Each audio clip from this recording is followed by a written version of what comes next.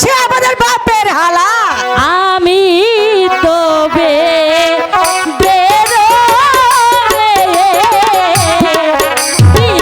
বাজাই বাসি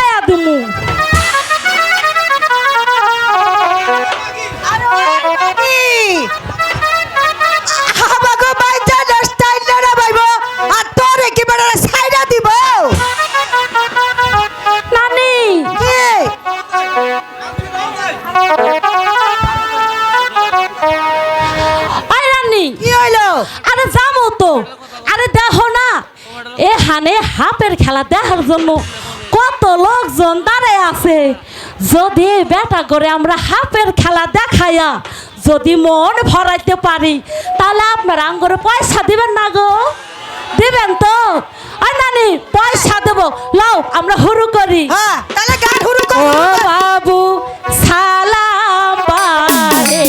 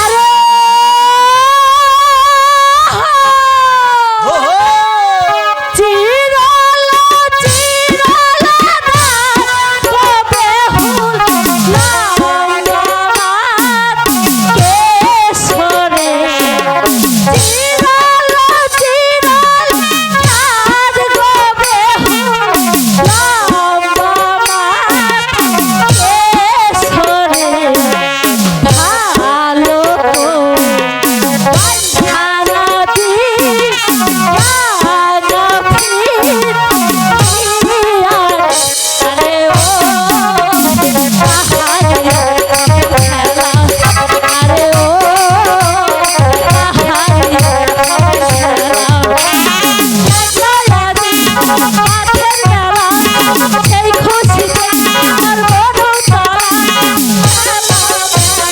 পাহাড়ে খেলা আরে ও পাহাড়ে সাপের খেলা আরে ও পাহাড়ে ওই সামরি আস্তে আস্তে নাচ মাজা বেহা হইয়া যাইব নানি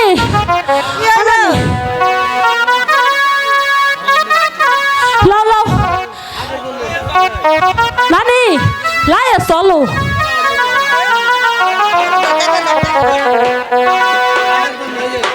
এই নানি দাঁড়ো দাঁড়ো আরে নানি মনে হয় মানুষ কাতরাইতেছে না লো লো লো চলো দেখি কারা? ও নানি আমার ডর করতেছে নানি আরে খারা বাকি খালি কটর কটর করতাছে দেহি কেন চিৎকার পারতাছে লো লো চলো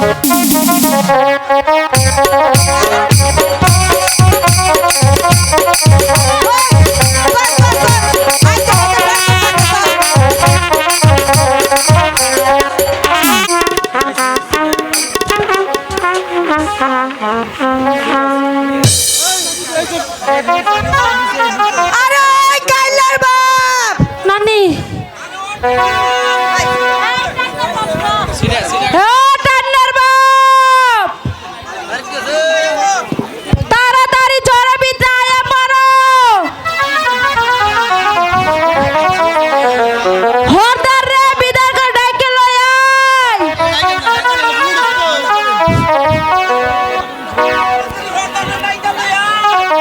বাজান ও বাজান আরে এ যে দেখুন হগল শরীরটা লহুতে ভরে গেছে গা মাথার মধ্যে দেখি আবার জবরের জখম বিন্দুলে রাজার পোশাক এই কেডাই আনছস কেডাই আনছস কা তাড়াতাড়ি কইতাছি বাজান অগো কোনো দোষ নাই আমি আমি ও আনছি আমি আনবর লাগে কইছি বাজান দোষ নাই কালকে মজাটা টের পাইবি বেহালনের লগে লগে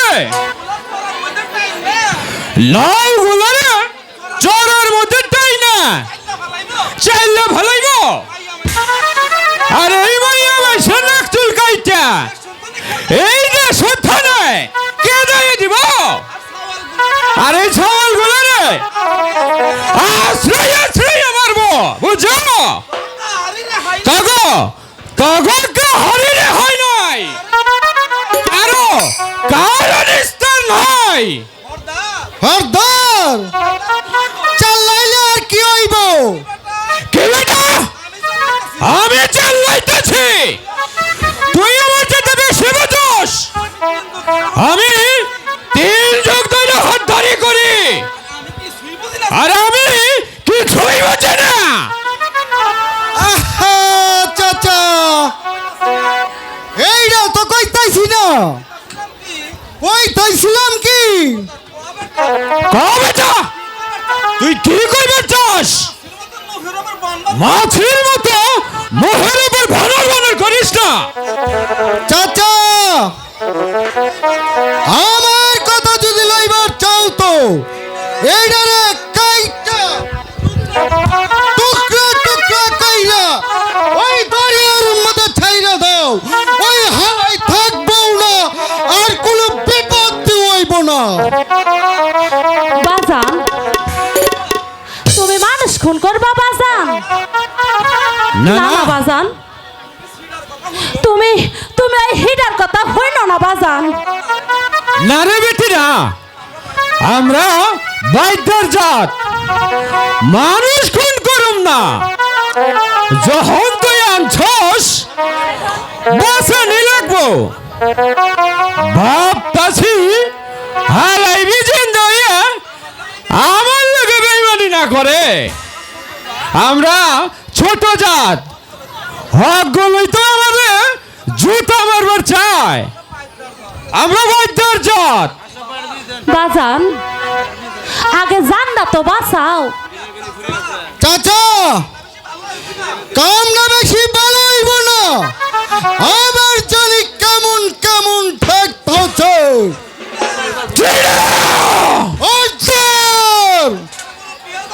তুই হক করে মনে পেয়েছিস না, তারা এইটারে ধইরা লাহোর মধ্যে নিয়ে আয়। আর হন যে যেখানে আছস এই রাইতের মধ্যে লাউ ছাইরা ওই পুরাণ পড়ার উদ্দেশ্যে রওনা দিবি। সকলে যদি জানের মান বাঁচাবার চাস কথাটা মনে রাখিস।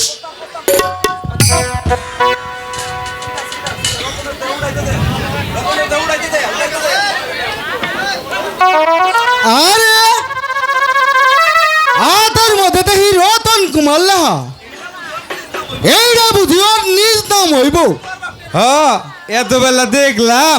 আরে হ আমাকে এই এইটাই জায়গাটা অনেক কইতাছে। নাম হইব। এখন এখন দেখি লও, ওর দ্বারে কইছে। লায়া লইয়া যাই। আরে লায়া আয়, যাইতে। ধর আরে চামচামি শুরু করছে। আই কথা না কইয়া ধরো।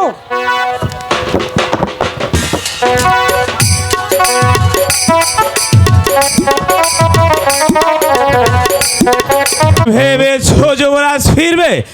সে কি এই ধরা দামে আছে যে ফিরবে? তার মাথায় এমন আঘাত কষে দিয়েছি, এক আঘাতে কিস্তিমাত করে এই দুনিয়া থেকে চিরবিদায় নিয়েছে।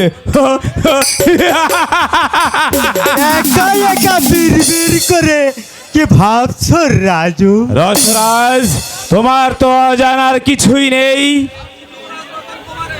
ভাবছি যুবরাজ রতন কুমারের মৃতদেহটা গেল কোথায়?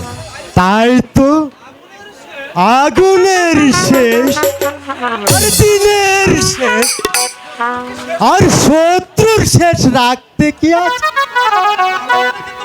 তাহলে ভালো করে কিন্তু খোঁজা উচিত ছিল।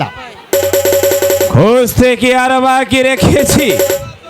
আঘাত যখন করেছিলাম তখন কেবল নেমে এসেছিল সাজের আলো, তদুপরি জ্যোৎস্নার আলো।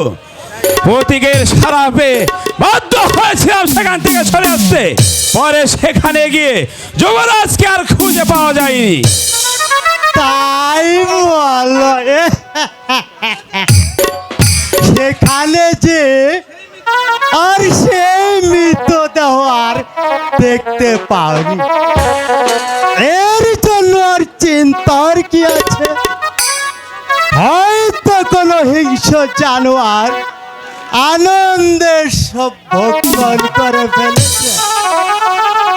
তাহলে তো কিস্তিমাত এক চালে রাজা, মন্ত্রী, রাজকুমারী সব ঠান্ডা। শুধু মাত করলেই চলবে না, এখনো অনেক বাকি। সেই জন্য তোমাকে ভাবতে হবে না রসরাজ। কিন্তু এদিকের আয়োজন সুরা, সাকি, বাইজি সবাইকে আমি নিমন্ত্রণ করে এসেছি, সব কিছু ঠিক করে রেখেছি। আরে যেখানে যা প্রয়োজন আমি বরং ওই তরুণ দ্বারে দাঁড়িয়ে দেখি ওরা কত দূর।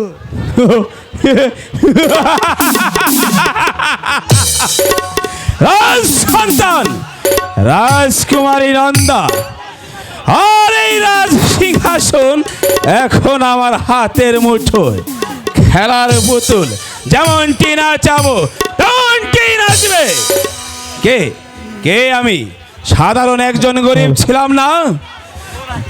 ভাগ্যর আর শক্তির সাহায্যে রাজা, রাজকুমার আর রাজকন্যা সেই শক্তির অধিকারী আজ আমি।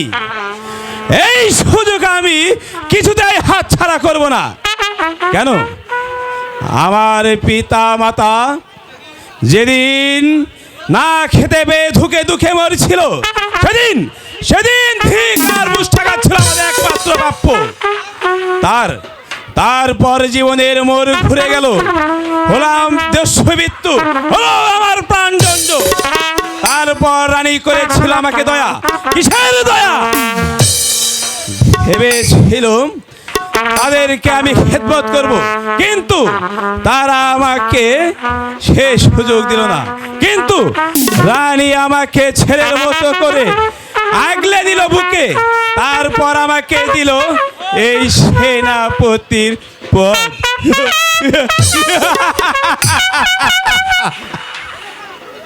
ওরে পরশমণি ছিলি না রে, পরশমণি ছিলি না রে,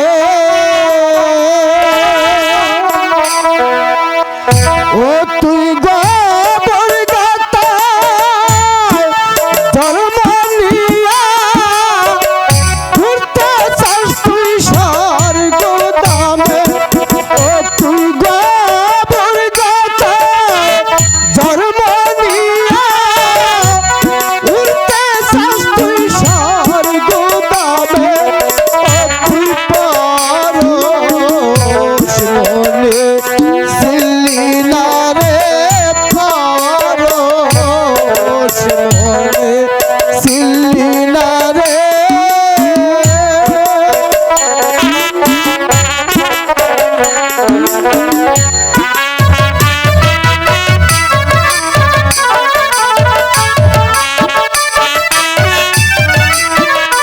ও তুই ধর্মের কথা গেলি বুলা, ধর্মের কথা গেলি বুলা, পরশমণি ছিলি না রে, পরশমণি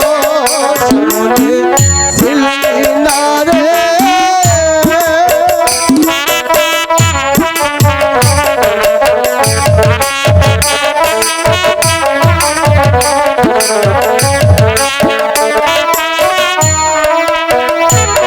তুই তার পরশে হলি সোনা,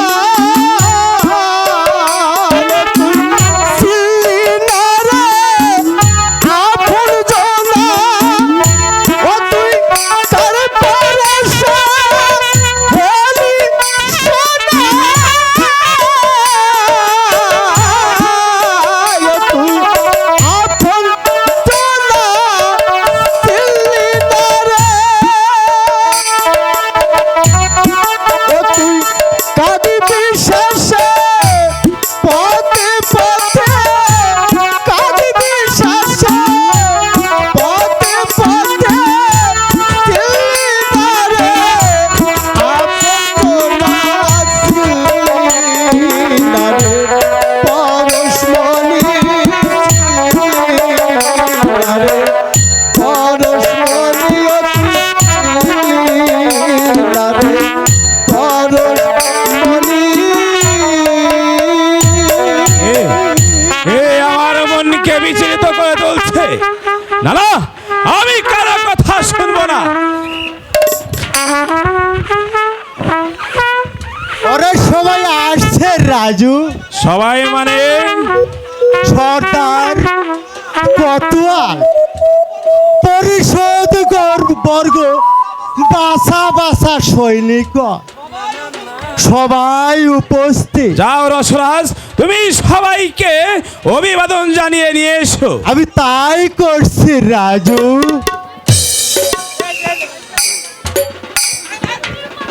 ওই তো ওরা সবাই এদিকেই আসছে। আসুন আসুন সবাই।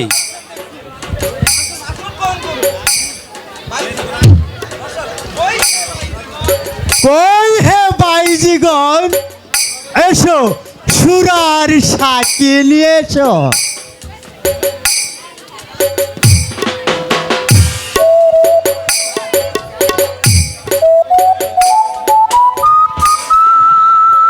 হ্যালো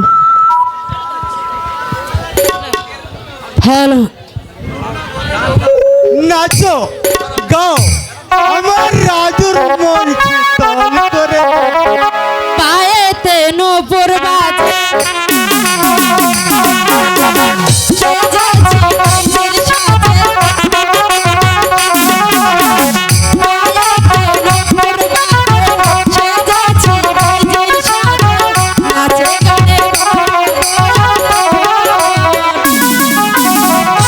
আজ আমার এসেছে না গো, আজ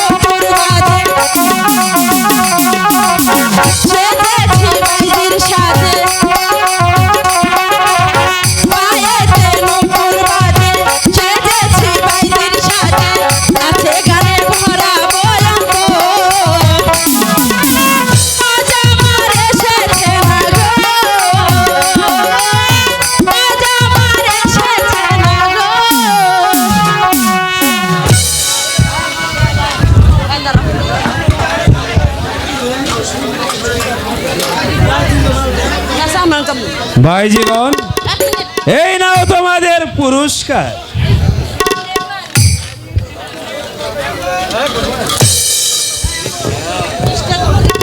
এসো, তুমি এদিকে এসো।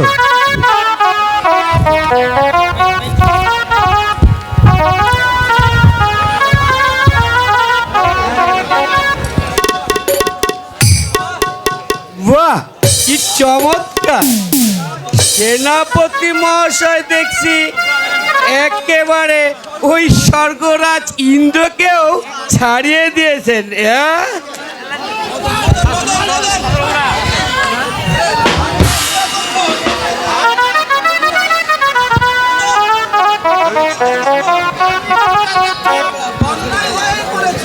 বন্যায় হয়ে মরেছিল রঞ্জন। আরে থাম থাম, সব তো ওই সেনাপতি মহাশয়ের কল্যাণে।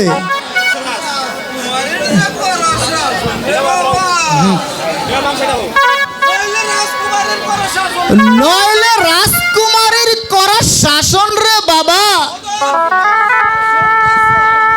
অসব না ছাই, এই যুবরাজকে কেউ কারা মেরেছে, সেই থেকে আজ আমাদের কাউকে বিশ্বাস করে না। মেয়ে মানুষের চাকরি করে আবার মানুষে। আমরা কি কারো পাকা দানে মই দিয়েছি? আমাদের উপর এত অভিমান হচ্ছে। আমার কিন্তু ঘেন্না ধরে গেছে ভাই। মেয়ে মানুষের দাবেদারি আমার দ্বারা হচ্ছে না। পান খসতে চুন খসে গেলে আর রক্ষা নেই। প্রকাশ্য দরবারে আমাদের অপমান করবে, আর আমরা তা নীরবে সয়ে যাব। এই তো সেদিন এই প্রকাশ্য দরবারে কথায় কথায় সেনাপতি মহাশয়কে যা বর্ষনা করলো আর কৈফত তলব করলো, আর আমাদের বাগে পেলে তো কথাই নেই, হয়তো মাথাটাই নিয়ে নেবে। আরে শুধু কি মাথা, আর ওই ভিটে সর্ষে বলে ছাড়বে, বুঝলে? সবই বুঝেছি ভাইয়া, সবই বুঝেছি। এই বুড়ো বয়সে প্রাণটা বেগরে না যায় আর কি। এই অপমান সইতেও পারছি না, আর মুখ ফুটে কিছু বলতেও পারছি না। আমিও সইব না। আরে সইবে নাতে কি করবে? আরে হাত গুটিয়ে বসে থাকলে কি চলবে? যা হওয়ার তো একটা ব্যবস্থা করতেই হবে। ব্যবস্থা আর কি করব? যদি সবাই আপনারা একমত থাকেন তাহলে বলুন, এই মুহূর্তে এই বিদ্রোহ ঘোষণা করতে হবে। কোতোয়াল মহাশয় যা বলেছেন তা যুক্তিপূর্ণ বটে, কিন্তু বিদ্রোহ ঘোষণা করে কি লাভ? বরং সবাই মিলে রাজকুমারীকে সিংহাসনচ্যুত করে সেইখানে কোতোয়াল মহাশয়কে প্রতিষ্ঠিত করাই সবচেয়ে ভালো মনে করছি। সে কি আমাকে রাজা হবার উপযুক্ত মনে করলেন? নিশ্চয়ই, এই রাজ্যের মধ্যে আপনি একজন বিচক্ষণ লোক, অন্তত আমি আপনাকে সমর্থন করি। হয় আপনি উপবিষ্ট হবেন, অন্যথায় আমি পদত্যাগ করতে বাধ্য হব। সেনাপতি মহাশয়, অযথাই উত্তেজিত হচ্ছে। উত্তেজিত হব না, কি ঘৃণা কি লজ্জা, মনের দুঃখে মরে যাই। শক্তির অধিকারী পুরুষ আর রাজ্য পরিচালনা করবে না কি একজন নারী? ঠিক ঠিক তোমাদের পুরুষত্ব, শতদিক তোমাদের পদমর্যাদার। আপনারা কি ভাবছেন আমাদের পদমর্যাদার হানি হবে? ভাবছেন যে অকৃতকার্য হব? কখনোই না। সকল সৈন্য সামন্ত, গোতল মশাই এবং পরিষদ বর্গ সবই আমাদের হাতের মুঠোয়। শুধু আপনারা সমকথ কণ্ঠে বলুন, রাজকুমারীর ধ্বংস চাই। এই তো চাই। তাহলে রাজ পরিবারের সবাইকে হত্যা করি। নিশ্চয় চাই হত্যা, নির্মম হত্যা। কোনো প্রয়োজন নেই হত্যার। মন্ত্রীবৃদ্ধ, রাজা স্থবির, তপন শিশু অযথা নরহত্যা করে কি লাভ? বরং কতি আলম মশাইকে নন্দরানীর প্রাণী প্রার্থনা পাঠ করে তাকে ওখানে প্রতিষ্ঠিত করাই একমাত্র উপায়। আর তাহলে বিনা বাধা আমাদের কার্য সিদ্ধি হবে। রাজকুমারী হবে আমার প্রাণপ্রিয়সী। রাজকুমারী আমার এই প্রস্তাবে রাজি হবেন কেন? তিনি যদি আমার এই প্রস্তাবকে প্রত্যাখ্যান করেন, সেই মুহূর্তে আমরা তাকে সিংহাসন থেকে নামিয়ে দেব। কারণ কারণ শাসন যন্ত্র হতে থাকলেও সে একজন মেয়ে মানুষ। মেয়ে মানুষ কোথায় দেখলে বন্ধু? সে যে একটি ফণমনসা কালকেউটের বাচ্চা, নড়াইলেই ফোনা তোলে। তার উদ্দেশ্য ফলান কিভাবে নয় দিতে হয় তা আমার ভালো করেই জানা আছে। ধীরে বন্ধু, ধীরে, অত সহজ না। একেবারেই সহজ। সকল শক্তি হারানোর সাথে সাথে এই ফণি মানুষ সারুদ্যত ফলা এই মাটিতে গড়াবে। তারপর আপনি বসবেন ওই সিংহাসনে, মনের আনন্দে করবেন রাজ্য পরিচালনা।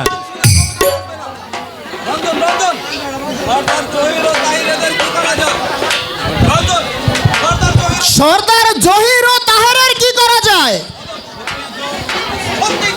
সত্যি তো, এই কথাটা জানলে ভাগের থাবা বসিয়ে দেবে। অত ভাবলে কি আর চলে? আরে সব দায়িত্ব রাজুর উপরে ছেড়ে দাও। হ্যাঁ, আপনারা সকলেই থাকুন অটুট, এটাই আমার জন্য যথেষ্ট। আমি সব কিছু গুছিয়ে নেব। আজকের মতো সবাই এখানে ভঙ্গ করা যাক। আপনারা সবাই চলে আসুন। তাই চলুন রাজু।